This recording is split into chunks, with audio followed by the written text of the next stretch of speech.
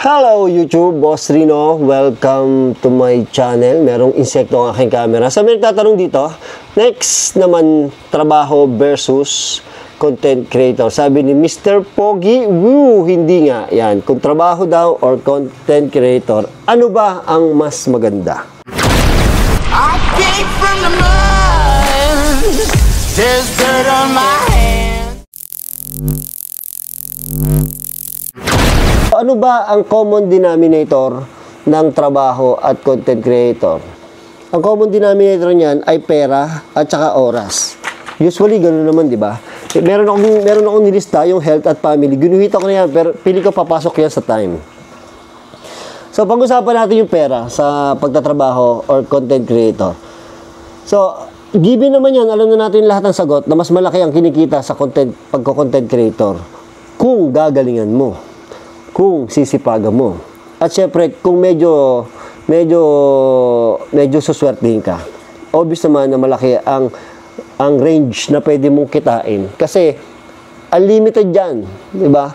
Depende sa sipag mo, depende sa swerte mo, yung kikitain mo dyan. Diba? Sa TikTok, may mga kumikita na dyan, 1 milyon isang buwan. Dahil sa sipag nila. Diba? Ngayon, sa trabaho, may sweldo ka monthly, pero fix na. Diba? For example, nag-start ka, 20,000 monthly. Malamang, after 10 years, hindi pa rin naabot ang 30,000 yan. Kumbaga, hindi tataas ang sweldo mo unless na ma-promote ka. Pero siyempre, ang pagpo-promote, hindi naman lahat ng empleyado na po-promote, diba? Sa pagiging content creator kasi, bumubuo ka ng personal brand. Diba? Bumubuo ka ng pangalan mo. So, pag may pangalan ka na, diyan pumapasok na madali ka na makaka-income kasi pwede kang mag-business. Kung kilala ka na, makapag-business ka. Kahit anong ibenta mo, may followers ka, sigurado may bibili dyan. Diba? Pwede kang kuhaning endorser, katulad nila Malupiton. Pwede kang kuhanin sa commercial. Yun nga, endorser. Pwede kang kung ano-ano. Maraming pwedeng pagkakitaan pagka may brand, personal brand ka na, pagkilala ka na, di ba? Unless sa trabaho is safety ka naman. Di ba? Lalo pag nag-uumpisa ka, sa content creator, medyo mahirap yan. Di mo alam kung, depende kasi sa sipag mo eh. Di mo alam kung kailan ka suswertehin, kailan lalaki yung income mo. Di ba? Sa trabaho naman, medyo safe ka. Kasi syempre, meron kang monthly lagi. Alam mo na kada katapusan, ganito yung suswelduhin mo. Pero, yun nga lang, parang hindi ka na mag-grow pagka nasa trabaho ka. Kasi, yun na lang ang ginagawa mo, di ba? So, ngayon, pasok naman tayo sa time. So, ito din ang usapan dyan, yung time. Pag empleyado ka, sigurado, fix ang time mo. Di ba? Kailangan mo magtrabaho ng 8 hours plus overtime. Araw-araw na ginawa ng Diyos, gigising ka ng maaga. Di ba? Para pumasok, feeling ko walang tao na gustong gumising ng maaga para magtrabaho. Ang hirap kaya gumising ng umaga, di ba? Ang hirap, di ba? Alam mo yung sobrang pagod-pagod ka na, araw-araw ka na, pero kailangan mo pa rin bumangon kasi magtatrabaho ka. So, yun yung mahirap sa time ng nagtatrabaho. Ngayon, kung content creator ka naman, para sa akin, feeling ko, mas malaki yung oras mo na gugugulin kesa sa nagtatrabaho ka. Mas malaki yung time mo dito sa pagko-content creator. Which is, ako, pag ako gumagawa ng video, di ba, malalayo pinupuntahan ko, inaabot ako ng mga magdamag, di ba, sa paggagawa ng content. Inaabot ako ng araw sa pag-i-edit, oras, di ba, sa pag-iisip ng content. So, mas malaki yung oras mo sa content creator kaysa sa trabaho. Pero, sa content creator, alam nyo, hawak nyo ang oras nyo. Wala kang boss. Di ba? Kung kailan mo gustong gumawa ng content, kung kailan mo gustong oras gumising, nasa iyo yan. Di ba? Wala kang boss nga, wala kang time, wala kang deadline, 'di ba? Meron ka man deadline, ikaw pa rin ang magse-set ng deadline mo sa sarili mo. Kasi ikaw may-ari ng channel, ikaw ang masusunod. Kung kailan mo gusto mag-upload, araw-araw gusto mo, every other day, once a week, once a month, nasa sa'yo yan. So, hawak mo yung oras mo. Ang sarap ng walang boss. Di ba? Sa empleyado, may boss ka. Kalimitan na kilala ko empleyado ay galit sa boss niya. Siyempre, tao tayo, hindi naman tayo natutuwa na meron laging nag-uutos sa atin. Di ba? Tsaka hindi tayo natutuwa na yun nga, gumising ng maaga, gawin to, sumunod na sumunod, yes boss, yes boss. Ayaw natin yun, di ba? Gusto natin, hanggat maaari, tayo yung boss.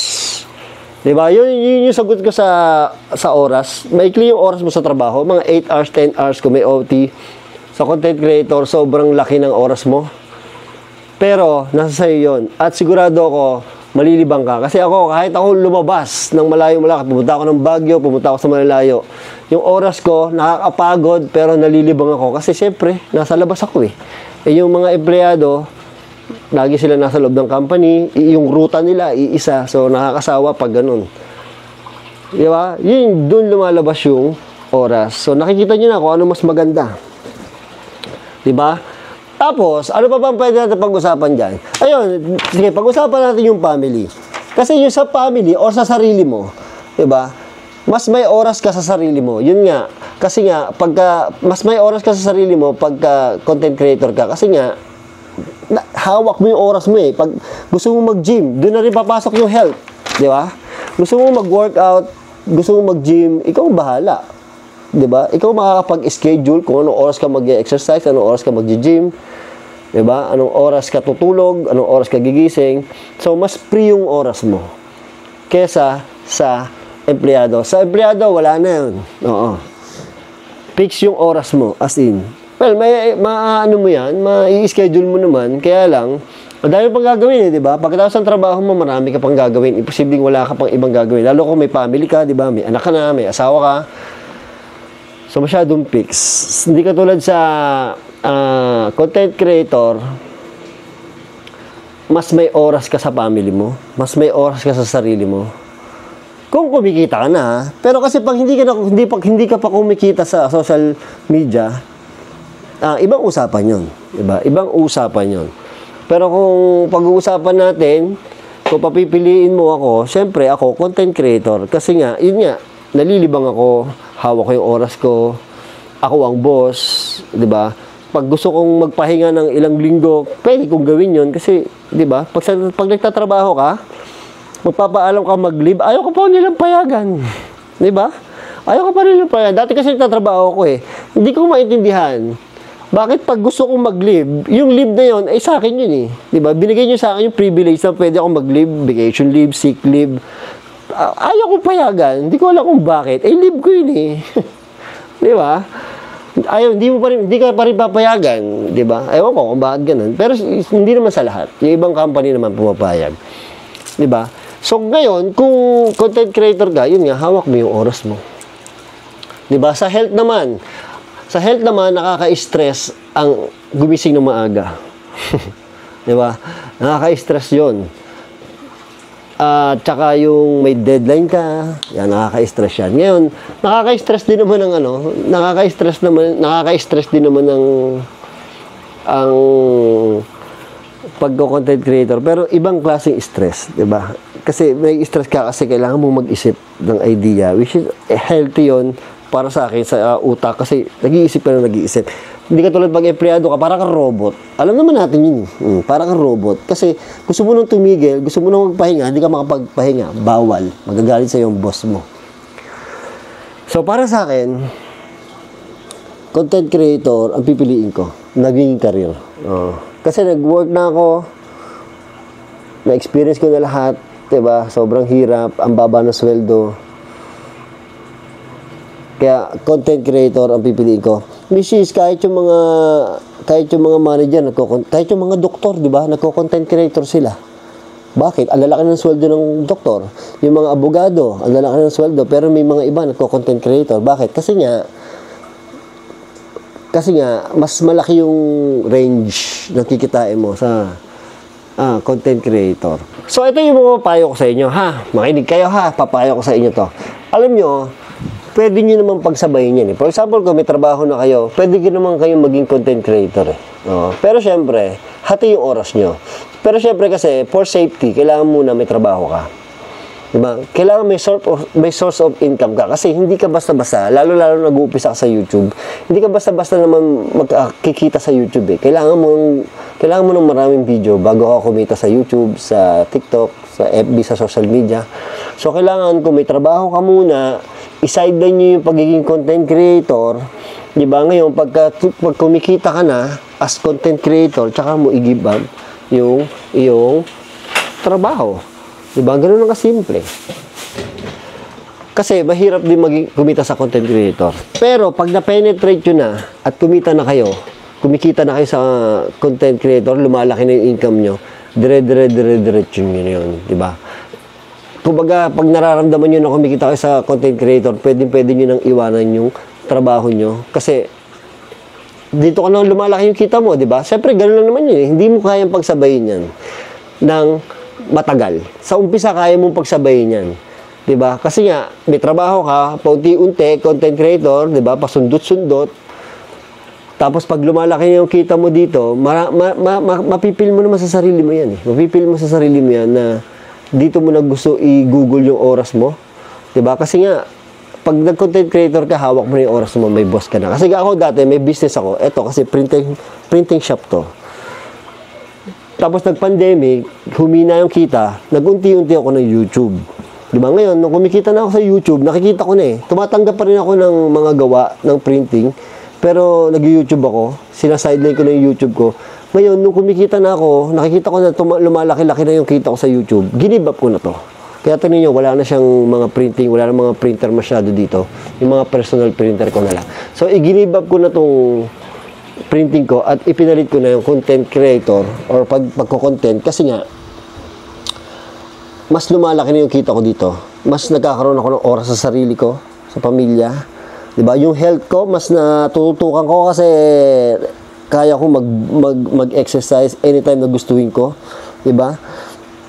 At gumigising ako kung anong oras ko gusto gumising, kung anong oras ko gusto matulog. So, nasa sa akin yun. Kung magkakaroon ako ng, nasa sa akin na, content creator ako, kung kikita ako ng pera, di ba? Pag tinamad ako mag-upload ng video, bababa ang kita. Pag sinipag ako, tataas ang kita. Yung oras, nasa sa akin din yan, di ba? Kung ako masusunod, kung ilang oras ako gusto magtrabaho, mag-content creator, mag-edit, ilang oras ko gusto mag-vlog, depende sa akin kung kailan ko gusto mag-upload, di ba? Ngayon, family, may oras ako sa sarili ko, may oras ako sa family ko. Kasi nga, yun nga, hawak mo yung oras mo sa health, ganun din. So, para sa akin,